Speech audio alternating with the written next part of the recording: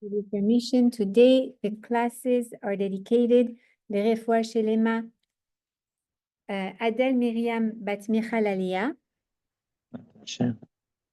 and sorry Leilui Nishmat Moshi Ben Eliyahu, our grandfather, and רפואה שלמה Miriam Bat Frecha, Uri Israel Cohen Ben Shiran, and Leilui Nishmat also Rav Shalom Dovber Ben Eliyahu Akiva. Bezrat Hashem. Okay, Bezrat Hashem. So we are now on the last two Menachot of the second set of Shabbat. Meaning, we started the first set of Menachot. It was the first 11 Menachot. They were talking about Sidura de Pat, okay, the baking of the Lechem Apanim, and we saw that there were 11 Menachot that led to that process. The next, from 12 to 24, was dealing with, and well, we're at now 23, is dealing with the making of the curtains for the Mishkan. So it was sewing, we saw shearing of the sheep, the dyeing, all those halachot. So the last two menachot are the menachot of tofer and korea. Tofer is sewing and korea is ripping. Now it's important to know that, like what we saw by tying and untying, meaning to say that everything that you weren't allowed to tie, you're not allowed to untie.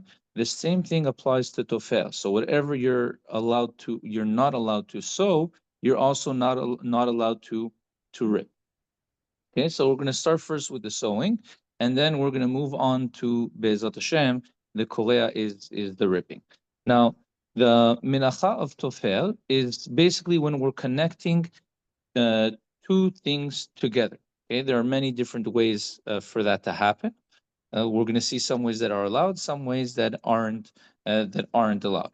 They did this in the Mishkan, obviously, to sew the curtains together and to make them as one. If a person sews two stitches, meaning two things of where you put the threads through, right? This is going to be asul from the Torah. Even one is asul, but two of them is asul from the Torah. The same thing would apply, not even if you have a needle, but even if you are just doing it, it's there already, and you're just tightening it, right? So that would also be also asul to do on Shabbat. So therefore, if a person has a loose button or something like that, they should not be tightening it on Shabbat. They should just leave it. Okay. When we said that you're not supposed to sew, you're not supposed to do all that. That it's obviously excluding using existing. For the example, existing buttons. If you have a button and you want to close the button, which basically means that you're bringing two parts of the fabric together, that wouldn't be a problem on Shabbat. The same thing for loops, for zippers, for snaps, Velcro. All of those things are not going to be considered tofer on Shabbat, okay? Because they're meant to be open and closed. This is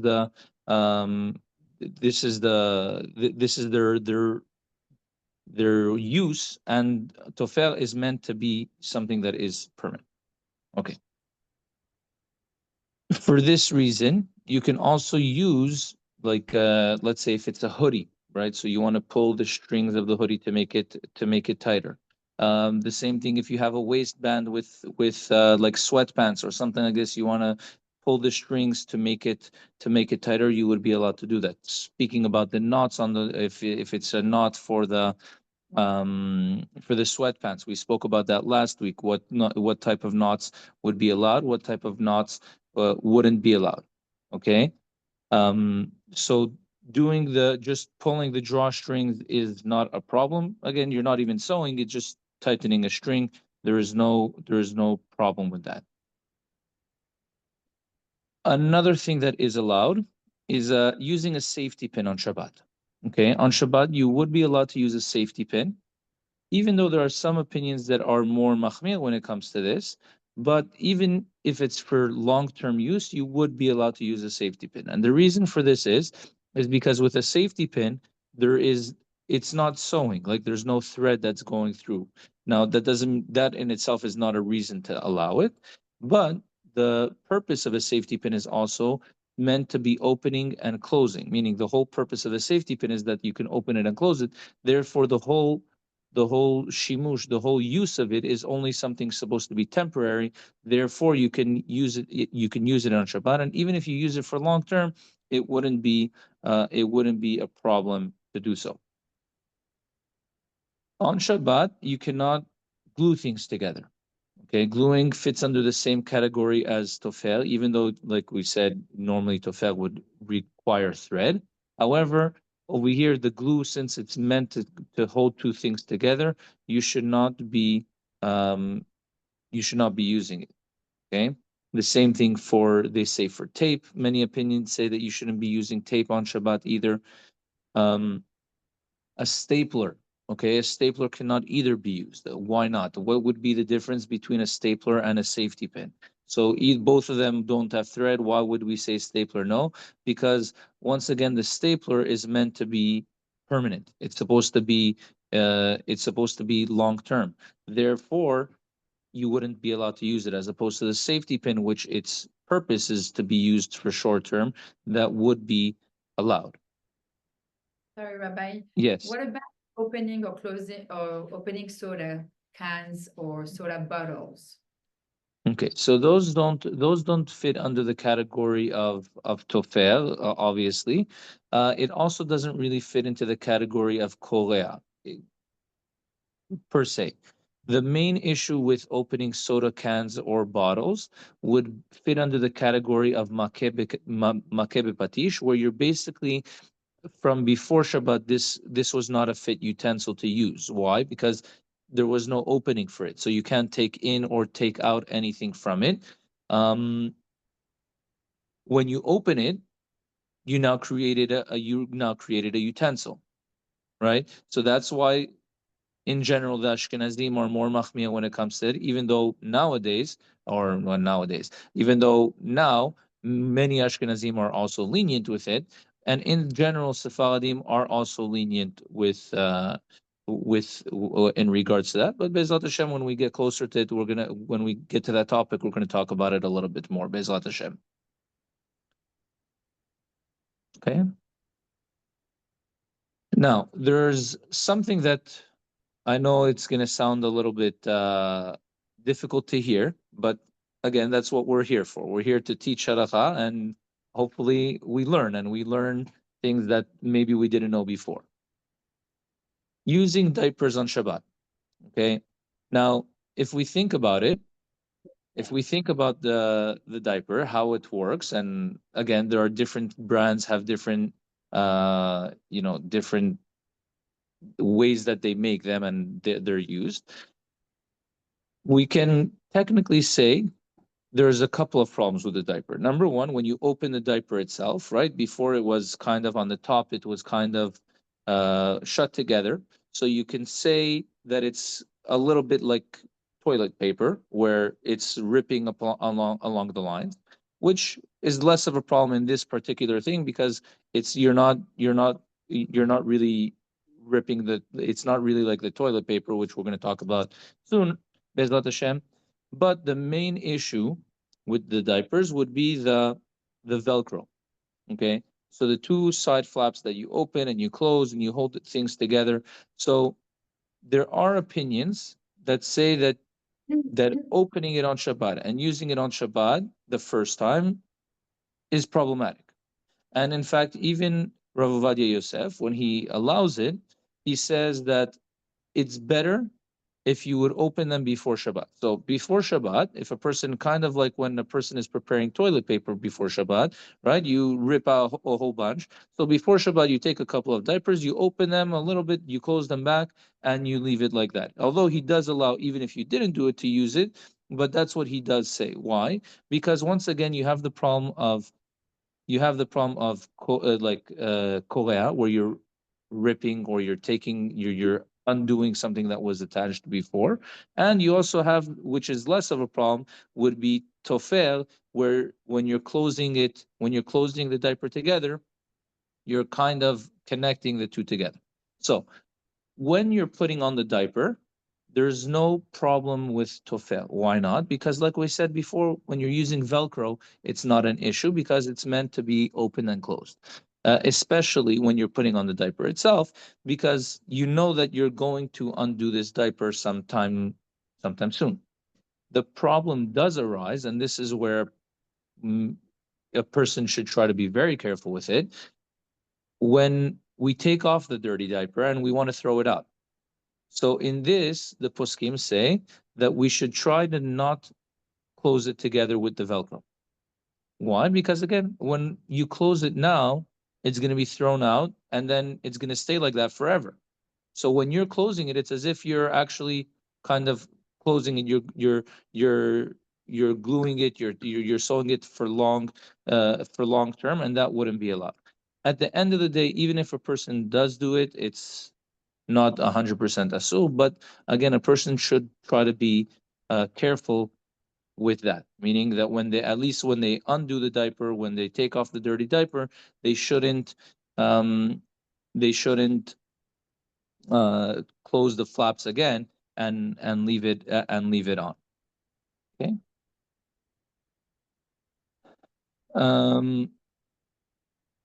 Now, using band-aids is the same concept, even though you're using band-aids to kind of close a cut or whatever it is, it would be allowed to do it, because once again, something like this is only meant to be temporary. It's never meant to be long term. For the same reason, more or less, you can also use, they have these stick it bookmark tabs, or whatever you want to call them, where you have a small piece of tape, and on top you have like a colored paper that comes out, and you stick it onto the page to know exactly where you are. You would be allowed to use this on Shabbat, because once again, when you're putting it wherever you're putting it, it's only meant to be temporary. It's never meant to be permanent. Okay, so that's more or less the halachot when we get to korea, for tofel, for sewing. Like we said before, that korea is undoing anything that would be considered to be tofel. So we spoke about staples. You wouldn't be allowed to use a staple on Shabbat. You're also not allowed to undo a staple on Shabbat, because the same way that you can't staple it, you're also not able to undo it. Okay, the main reason why they would do it in Shabbat in the Mishkan, and this is also the main way that it should be asul, is if they sewed, if they stitched something the wrong way, what they would sometimes have to do is they would have to rip it in order to be able to do it properly again. So mideoraita, from the Torah, the only real isul for Korea is if you're ripping in order to fix, meaning that the whole ripping process is done to be able to fix it. If it's done in a way of hashchata, which is destroying, so in this case you would be allowed to do it depending on the situation. So a very common example of something like that is if you are going to want to open, like, let's say, a tissue box on Shabbat. Okay, so normally speaking, when you're opening that flap, you're not doing it for the purpose of sewing. You're not doing it for the purpose of making something better. However, yes, there is a problem that now you're kind of making something. You're making this a utensil. So what the poskim say is that you should do it in a way that it ruins it. How so? So if it's a tissue box, you open it from the sides. When you open it from the sides, you're ruining it. You're ruining the thing. If it's a tissue bag, if it's a bag in here, it's less common. I haven't seen it so much, but in Israel, especially, you have the tissues that are given in a plastic bag. So over there also, once again, if you rip it from the side as opposed to on the top by the dotted line, that would be that would be allowed. More common and more complicated, we can say, is when, let's say, you have a roll of a tablecloth. So there's people that they buy their plastic tablecloths. It comes in a roll as opposed to pre-cut. Or we have toilet paper, right? Paper towel that we have to rip. All those things, aluminum foil, saran wrap, all those things that they come in a big roll and you have to cut them. So yes, even though it's not going to be deoraita, it's going to be derabanan. There is an isur derabanan to cut them. Now, having said that, especially when it gets to tablecloth, to toilet paper, if there is no other toilet paper available. Now, Chachamim, they said, obviously there's a concept called kavod habliot, respect for people. If there's nothing else there, then what is the person going to do? You're going to tell them they can't, use the toilet paper. What are they going to be able to use? So they said, in this case, we are lenient, but you cannot rip it regularly. So what you're going to have to do is you're going to have to use a shinui, and preferably it should not be done on the dotted line. Okay, what does that accomplish? That accomplishes that, like we said, when you're ripping something from a roll or whatever it is, you are now doing isul. It turns the isul only to isul de rabanan. Why is it isul de rabanan? Because, like we said, only if it's for the purpose of sewing or for the purpose of fixing something is it going to be deoraita. Additionally, now there's something called makom tza'al, right? So Chachamim, when there's makom tza'al, they were a little bit lenient, but they're not lenient to the point of completely forgetting what they said. What they said was, if you're going to use a shinui in this particular case, they allow you to do it. So if you were to want to rip the toilet paper on Shabbat, you can do so either with your forearm, your elbow, um, uh, to rip it with a single hand as opposed to holding it in one hand and ripping with the other hand, which makes it easier. You would do the whole process with one hand. The whole point is that you're supposed to use a shinui. You're supposed to use a different way than you would normally use throughout the week. And even then, like we said, it should only be done if there is no other option. So which means that on Shabbat we should not be using paper towel that we have to rip. If you would want to use that, so then prepare it before Shabbat. Don't rip it on Shabbat because you get into a problem of korea. There's also another issue which might arise from it, but they resolve it, but the concept comes up, is the isur of mechatech. Mechatech is, in addition to cutting, which we were talking, or ripping, what we were talking about, if it's something that is in exact measure, meaning you're using it for a specific measure.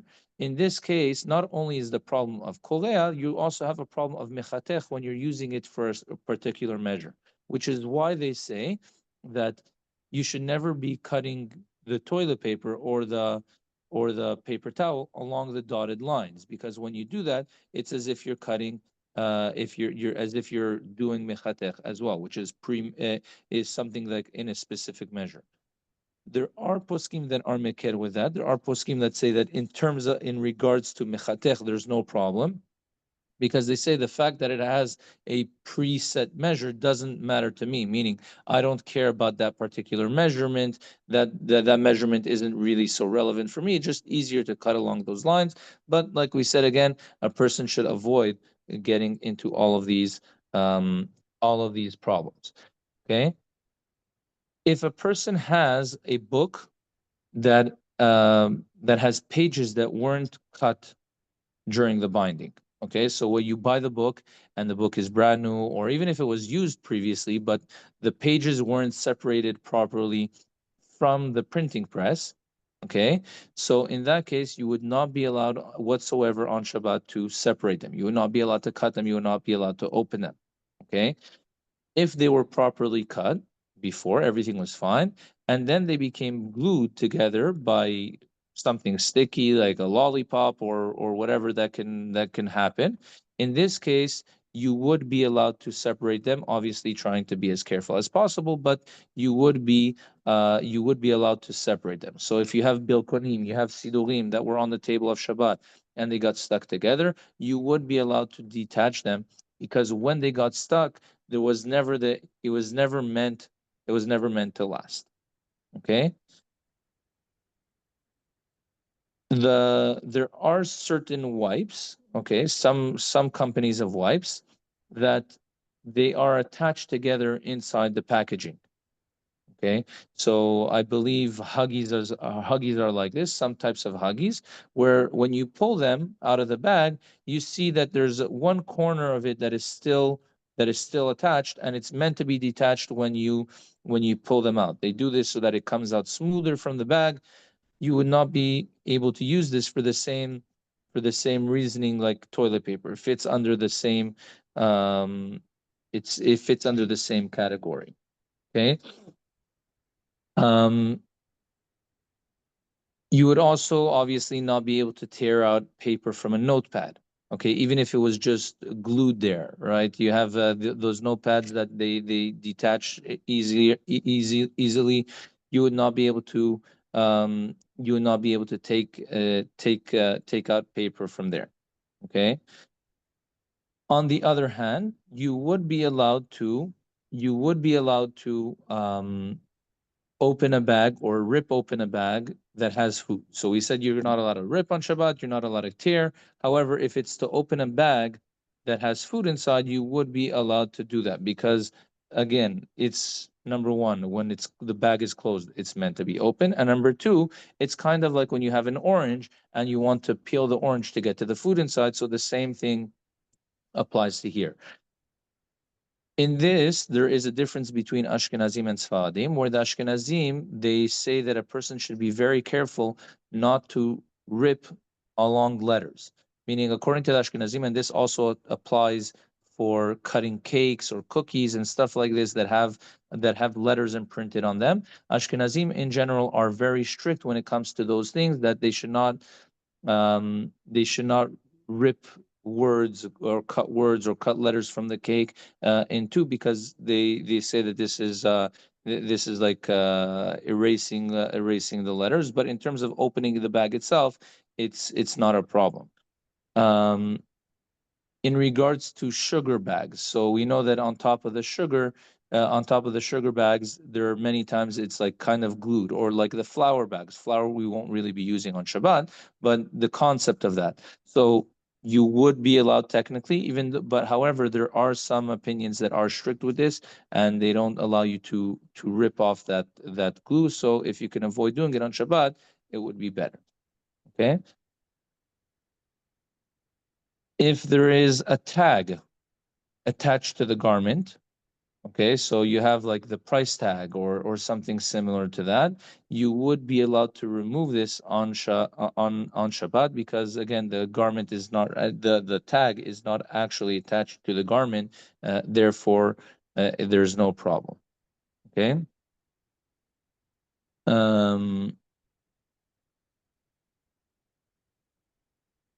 Okay, now we have you have plastic seals. What do I mean by that? Sometimes you have, let's say it's more, I guess, with the Israeli ones, but let's say the Israeli mayonnaise or similar concepts where you have a plastic seal with a small plastic handle that you're supposed to take to be able to rip off the entire seal from it. Okay. Or similarly, you have like when you open any sort of condiment or something like this, you have on top of it, you have a plastic seal. Right on top of the coffee, on top of a coffee jar, you have a plastic seal.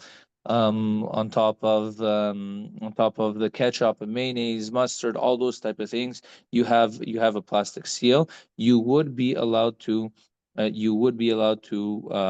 remove it, okay, on Shabbat. Because it's considered to be ripping the thing as opposed to in terms of damaging, and like what we said, it's called it's called also getting to the food as opposed to making a utensil. Okay. A person should be careful in regards to the wrapper itself, because as long as you're holding the wrapper, you can throw it up, but once it's on the counter, it becomes muktzeh, and then you get into a problem with how you're going to clear it up. Okay. There are if plastic bags are attached together, you want to take them apart. Again, it's the same concept where you should not be doing it. It's like ripping toilet paper. Cutting aluminum foil or plastic wrap on Shabbat, saran wrap, all those type of things. Like we said, it's not good to be doing it on Shabbat. You should not be doing it on Shabbat. Most opinions are against this. Okay.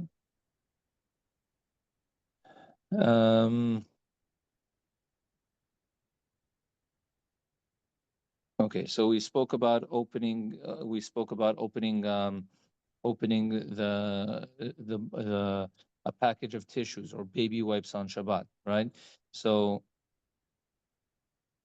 depends what type it is. There are types that are like just adhesive, okay, where it's literally you just pull it back and it opens, and then there are types where you have to rip it.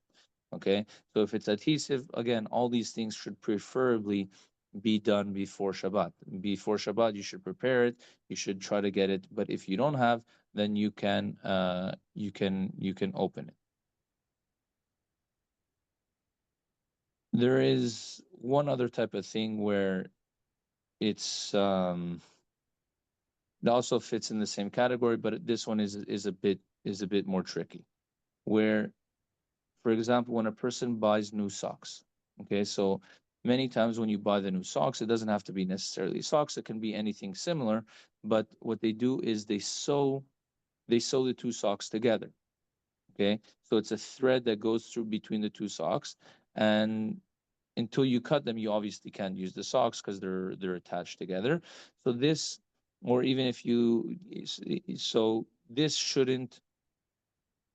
be avoided to be done on Shabbat again. Now, even if they weren't done before Shabbat, technically you're allowed to do it on Shabbat, but it should not be done before people that don't know the proper halakha. Why? When you do something like that, it causes them to learn to other halakhot, which would lead to possible other confusions. So, in short, you shouldn't be doing it. If you know the halakha, you know the halakha, but make sure not to be doing it in front of other people, so you don't get them confused with this type of thing. Okay. Are there any questions? What? Any questions? Sorry, I don't hear. Good, I think she's thinking about when she had. What it was. About something. Was it about the package? No? The package of sugar? Oh, yeah, the question was, why does it become muktzah when it goes on the table? Why when you take off, are you talking about the plastic around the cap or the seal that onto the bottle? So no, the plastic around the cap, meaning anything, the same thing applies technically also to, let's say, easy example, pistachio shells, right? You finish with the pistachios, you eat the pistachio shells now are muktzeh. Why are they muktzah? That's my question. Because there's no purpose for them. Why Anything that has no purpose for on Shabbat, it's kind of like a stone or stick, unless you set it aside specifically before Shabbat, they are muktzeh, completely muktzeh. But So, Raf, but we yes. can move them to clean we can move them to put in a different way in order to clean the table. For So instance, if very we, good. That's already how do you say it, like getting around the halakha, but the actual halakha is that it's muktzeh. So if you can avoid that by right when you have it in your hand, you put it directly in the garbage, that would be the best thing. Okay. So you can keep the peel in your hand and then toss it. Are you talking about if before Shabbat, you had the wrapper, pistachio shell sitting on the table, that's considered muksa? But what about on Shabbat, if you're shelling the pistachios to eat them, I don't know if that's borer or not, but if you're sitting there doing, shelling them So and then eating apparently for them. Chabad, it is bolel. Apparently for Chabad, opening pistachios on Shabbat would be considered bolel. For most other opinions, it's not. The only problem is that afterwards it does become muktzeh. So So like, usually like, in a bowl, and we can't take the bowl and throw it in the garbage. so just just leave it there. taking the bowl itself, no, you would have to take it with other things, and you'd have to be clearing the entire table. It gets a little bit tricky when you want to get rid of it. So So they all- sell those pistachios without the shell. I know. I like those. But nobody sells. No, it's interesting, I never heard that it becomes muksa, like specifically. Even yeah, like for yeah. the It's not only for that. So it's technically also the orange peels. Anything that doesn't have a use after you finish using it becomes muktzeh. So if you're peeling an orange. Yeah. and you hold Yeah. by. Just try to put the peels in the garbage immediately, not try to put them down. Exactly. Exactly. Because the orange, afterwards it you would be just problematic. later, can you, for instance, like if you have a use for it, for instance, I use the peels of orange to give good smell to the house at the end of the day or when I cook. I keep those Yeah. orange peels, then I can put them aside for after. No problem. Yeah. Yeah. If there's a use for it, then it's not a problem. The whole problem becomes because there's no use for it. You're never going to be using, well, not never, but 99% of the time you're not going to be using pistachio shells, right? There's nothing really to do with them. So all these things become muktzeh. Ezrat Hashem, when we hopefully we're going to get it, but when we get to the category, I think, did we discuss muktzeh? I don't think we did, but so we did. We discussed it several times, but we didn't No. get to the bottom of it. Not in terms of the topic itself. It came up along the side. Yeah. So Be'ezrat Hashem, when we get to there, the Shulchan Aruch talks about these halachot directly. That klipot, v'atzamot, all these things become muktzeh, and you would have a problem getting rid of them afterwards. So the best thing is, of course, is always to get rid of them as soon as you can. There's halacha that when it comes to muktzeh, that if the muktzeh is already in your hand, you can keep on holding on to it. Meaning, you don't have to drop the muktzeh the second it's in your hand. If by mistake the muktzeh is in your hand, you're able to put it in a place where you want afterwards. Okay? It's Rav, different. Yes. that is if the use of the muktzah is that there is no use to it. But if, for instance, like you have a phone in your hand, what do you do with it? So it's kind of hard to envision a scenario when a person actually has a phone in their hand, but that again, the concept of something like that would come up if, let's say, you have a hammer. Okay, now a hammer we know is muktzeh for Break itself. the nuts, no? A marteau. A marteau, you can use it to break the nuts, for instance. Exactly. So once you have it in your hand, there's no problem. You're able to use it, right? A screwdriver, the same thing. If you're going to be using a screwdriver for something that's permitted, you're going to be allowed to use it. You're going to be allowed to hold on to it, no problem. And you put it back, you do whatever it is. But if it's We have a something, case when there is something. For instance, you have little babies who come and they found like a toy that is muktzeh, and they bring it to you, and you have it now in your hands, because sometimes So you don't you pay shouldn't- attention to something, and then you realize, oh, okay, so yes, in general, if the baby is holding something muktzeh, you shouldn't be taking it from them. If, like what you're saying, it happens that you're not paying attention and you take it from them by mistake, yes, in that case you can just put it wherever it needs to be put afterwards, without having to like immediately drop it. okay, thank you. Okay. A question. The laws of Muktzeh for Shabbat, are they the same for Yom Tov? Yes and no. Meaning for Yom Tov, the Gemara says Yom Tov is stricter than Shabbat in regards to muktzeh, for the simple reason that on Yom Tov, since so much is allowed, if we don't make muktzeh stricter, we're going to basically come to treat Yom Tov as being like a weekday almost. So Chachamim, they had to make certain things stricter on Yom Tov than Shabbat in regards to muktzeh, because one of the main reasons why we have muktzeh on Shabbat, there are 4 reasons, but one of the reasons is because since there are some people that don't work throughout the week, if we just allow them to do everything that they do on the week on Shabbat, they won't realize that it's Shabbat, they won't notice that it's Shabbat, and then they can come to do Isurim. So they made this concept of muktzeh so that we can have this differentiation between Shabbat and the weekday for people that don't work or for people that don't, they wouldn't normally do miracha, so that there's certain things that you shouldn't touch, that it shouldn't lead to it. So on Yom Tov, they said, we're going to be a little bit stricter on Yom Tov because of this, so that we don't get to the possibility of thinking that Yom Tov is everything is allowed on Yom Tov, which unfortunately is a mistake that many people make. They say, it's Yom Tov, I can cook, I can do this, I can do this, I can do this, and they don't realize that there are certain restrictions when it comes to even cooking on Yom Tov. Okay, like for example, anything that could have been done before Yom Tov, you're not allowed to do on Yom Tov.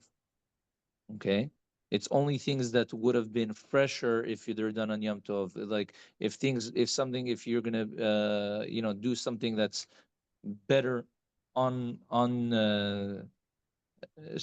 it's gonna come out better. For example, when you cook, if you're gonna cook fresh on Yom Tov, it's better than if you cooked it the day before and you kept it in the fridge and you take it out. So that's why you're allowed to cook on Yom Tov. But if, for example, it makes absolutely no difference that you cook it before Yom Tov or you do it before on Yom Tov, you would not be allowed to do that on Yom Tov. For that reason, we're not allowed to light a fire on Yom Tov. Why?